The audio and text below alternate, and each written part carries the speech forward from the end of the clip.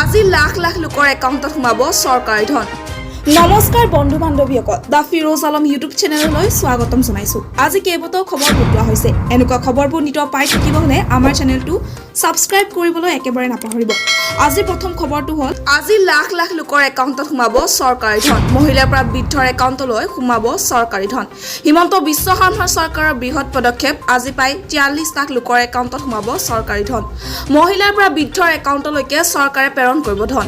লাখ লাখ মহিলাই লাভ কৰিব অৰুণোদয় আঁচনি ধন। বৃদ্ধ লোকৰ একাউণ্টত সোমাব শ্বহীদ কুশল কোঁৱৰ বৃদ্ধ পেঞ্চন আঁচনি ধন। নিযুক্তি পৰীক্ষাত কেলেংকাৰী সংঘটিত হোৱাৰ অভিযোগ তোলা ভিক্টৰ দাসক অৱশেষত গ্ৰেপ্তাৰ। কোচিং চেণ্টাৰত পাঠদান কৰি থকা চাকৰি প্ৰত্যাশীয়ে ভিক্টৰৰ সন্মুখত অভিযোগ দিছিল।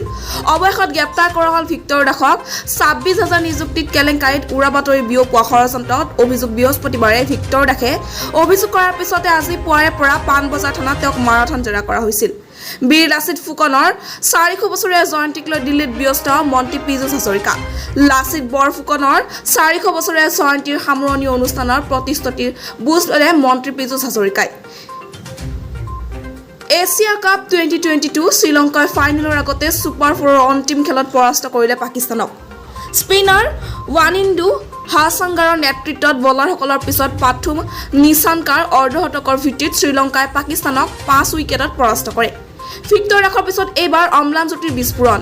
এটা চাকৰিৰ নামত বিচৰা হৈছিল 7 লাখ টকা। অম্লান জাতি দত্ত নামৰ যুৱকজনে তৃতীয় বৰ্গৰ চাকৰিৰ এই পদৰ বিনিময়ত তেওঁৰ বন্ধুৰ পৰা 7 লাখ টকা বিচৰাৰ অভিযোগ উত্থাপন কৰিছে।